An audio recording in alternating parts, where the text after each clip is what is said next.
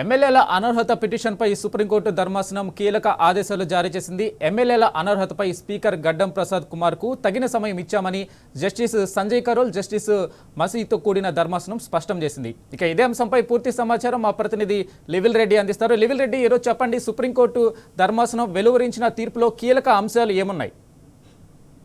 ప్రధానంగా ఎమ్మెల్యేలకు సంబంధించిన అనర్హత పిటిషన్పై సుప్రీంకోర్టు ధర్మాసనం కీలక ఆదేశాలు జారీ చేసింది. ఎమ్మెల్యే అనర్హత సంబంధించిన అంశంపై స్పీకర్ కు తగిన సమయం ఇచ్చామని జస్టిస్ సంజయ్ కరోల్, జస్టిస్ మహేష్ తో కూడిన ధర్మాసనం స్పష్టం చేసింది. ఎమ్మెల్యే అనర్హతకు సంబంధించిన స్పీకర్ ఇప్పటికే తగిన సమయం ఇచ్చామని తేల్చి చెప్పింది. ఇది తుది నిర్ణయంగా తీసుకోవాల్సి ఉండేదని కూడా అభిప్రాయపడింది. స్పీకర్ కు చివరి అవకాశం ఇస్తున్నామని కూడా హెచ్చరించింది. అయితే కేసు విచారణ సందర్భంగా అనేక సందర్భాల్లో కూడా ఈ స్పీకర్ పదే పదే సమయం కోరడం పట్ల సుప్రీంకోర్టు ధర్మాసనం స్పీకర్ తరపు న్యాయవాదిపై అసహనం వ్యక్తం చేసింది. గతంలో అనేక సందర్భాల్లో కూడా మీకు సమయం ఇచ్చాము, మళ్ళీ సమయం కోవడం ఏంటంటూ కూడా ఆగ్రహం వ్యక్తం చేసింది. స్పీకర్ తరపు న్యాయవాది అభిషేక్ మను సింగ్ 4 వారాల సమయం అడిగినప్పటికీ కేవలం 2 వారాలు మాత్రమే ఇస్తాం, కుదరదు, ఈ 2 వారాల్లోనే మీరు పూర్తి ఆధారాలతో అఫిడవిట్ ఇవ్వాలని చెప్పేసి కూడా ఆదేశాలు జారీ చేస్తూ నిర్ణయం తీసుకుంది. అయితే ఇప్పటి వరకు తీసుకున్న చర్యలు గురించి 2 వారాల్లో అఫిడవిట్ రూపంలో ఇవ్వాల్సి ఉంటుందని చెప్పేసి కూడా ఈ సందర్భంగా ఆదేశించింది.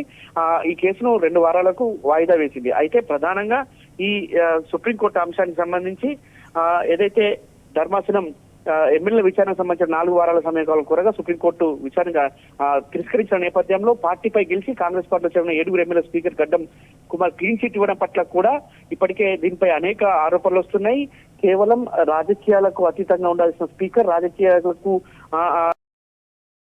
పట్ల ఇది కరెక్ట్ కాదని కూడా ఎమ్మెల్యేలకు ఎలా క్లీన్ చిట్ ఇస్తారు, అన్ని ఆధారాలతో ఇప్పటికే ఆదేశాలు అన్ని ఆధారాలతో ఇప్పటికే సుప్రీంకోర్టు సమర్పించినప్పటికీ ఈ విధంగా ఎందుకు చేశారని చెప్పేసి కూడా పలువురు న్యాయ నిపుణులు ప్రశ్నిస్తున్న నేపథ్యంలో సుప్రీంకోర్టు ధర్మాసనం కూడా ఇదే విషయాన్ని స్పష్టం చేసింది. అయితే ఎమ్మెల్యేలు బీఆర్ఎస్ పార్టీకి చెందిన వారిని స్పష్టం చేయడం వెనుక కేవలం స్పీకరుకు అటు కాంగ్రెస్ పార్టీకి కాంగ్రెస్ ప్రభుత్వానికి మధ్య ఉన్న సంబంధంగానే దీన్ని అభివర్ణిస్తున్నారు. ప్రధానంగా అరికెప్పుడు గాంధీ, గూడెం మైపాల్ రెడ్డి, బండ్ల కృష్ణమోహన్, ప్రకాష్ గౌడ్, తెల్ల వెంకట్రావుపై స్పీకర్ తీర్పు ప్రకటించగా నిన్న శ్రీనివాస్ రెడ్డి, కాళ యాదయ్యకు సంబంధించిన తీర్పును వెలువరించిన నేపథ్యంలో మరో 3కి సంబంధించిన తీర్పు వెలువరించాల్సి ఉంది. అయితే ఇందులో దానం నాగేందర్, కడియం శ్రీ పూర్తిగా పార్టీకి సంబంధించిన కార్యకలాపాల్లో పాల్గొనడమే కాకుండా ప్రపోజల్ కింద కడియం శ్రీ తన కూతురికి కాంగ్రెస్ ఎంపీకి ప్రపోజల్ కింద సంతకం చేశారు. దానం నాగేందర్ అయితే బీఆర్ఎస్ పార్టీ బీఫామ్ పైన గెలిచిన తర్వాత మళ్ళీ స్వయంగా ఆయనే కాంగ్రెస్ పార్టీ బీఫామ్ పైన ఎంపీగా చేశారు.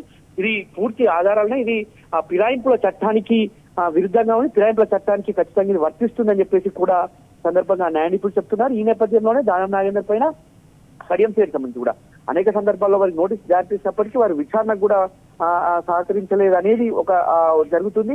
అయితే ఇది ఖచ్చితంగా ఇటు దానం నాగేందర్ అటు కడియం శ్రీ పైన కూడా చర్యలు తీసుకుంటారని చెప్పి తెలుస్తుంది.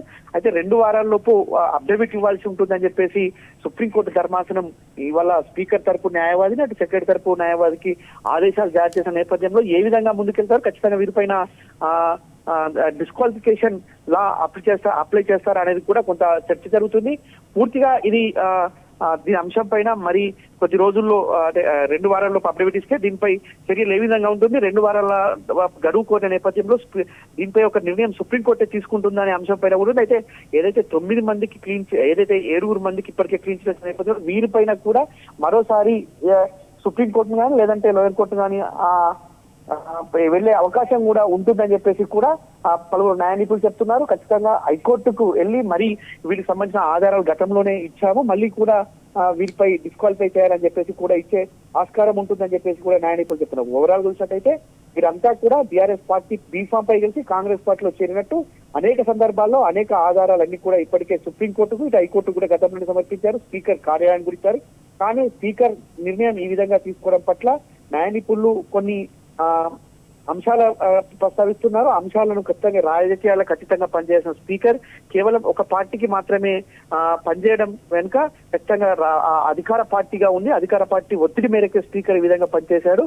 అందుకు అనుగుణంగానే ఈ విచారణలో భాగంగా వారికి క్లీన్ చిట్ ఇచ్చారు. ఖచ్చితంగా వారు బీఆర్ఎస్ పార్టీ ఎమ్మెల్యేగా భావిస్తున్న నేపథ్యంలో భవిష్యత్తులో ఏ విధంగా ఉంటుంది అనే దానిపైన కూడా న్యాయ నిపుణులు కొన్ని సూచనలు చేస్తున్నారు. ఖచ్చితంగా ఇది మళ్ళీ కోర్టుకు వెళ్లాల్సిన అంశం ఉంటుంది. కోర్టుకు వెళ్తే దీనిపైన ఇప్పటికే ఎవిడెన్స్ ఇచ్చిన నేపథ్యంలో మరోసారి ఎవిడెన్స్ సమర్పిస్తే ఏ విధంగా ఉంటుందనే అంచనాకు వస్తారు. గతంలో ఏదైతే ఇతర రాష్ట్రాల్లో జడ్జిమెంట్లు ఉన్నాయో ఆ జడ్జిమెంట్లు అన్ని కూడా ప్రస్తావిస్తున్నారు. మొన్నటికి మొన్న పిఎస్సి చైర్మన్ గా ఉన్న ముకుల్ రాయ్ ఏదైతే టీఎంసీలో బీజేపీలో గెలిచారు, టీఎంసీలో జాయిన్ అయ్యాక పిఎస్సి చైర్మన్ ఇచ్చారు. పిఎస్సి చైర్మన్ ఇచ్చిన ముకుల్ రాయ్ని ఏదైతే కోల్కతా హైకోర్టు డిస్క్వాలిఫై చేసింది. ఆ అంశాలను కూడా వీటందరికి కూడా ఖచ్చితంగా అప్లికేబుల్ గా ఉంటాయి. ఖచ్చితంగా వీరిపై కూడా డిస్క్వాలిఫై అయితే అనే అంశాన్ని పలువురు న్యాయ నిపుణులు చర్చిస్తున్నారు. పూర్తిగా బీఆర్ఎస్ పార్టీ పైన కూడా దీని మీద సమాలోచన చేసి భవిష్యత్తు తీసుకోవాల్సిన నిర్ణయంపై కూడా మరి కొద్ది రోజుల్లో దీనిపై ఒక నిర్ణయానికి అయితే రానున్నారు Venkat. Okay right, thank you లెవెల్ రెడ్డి.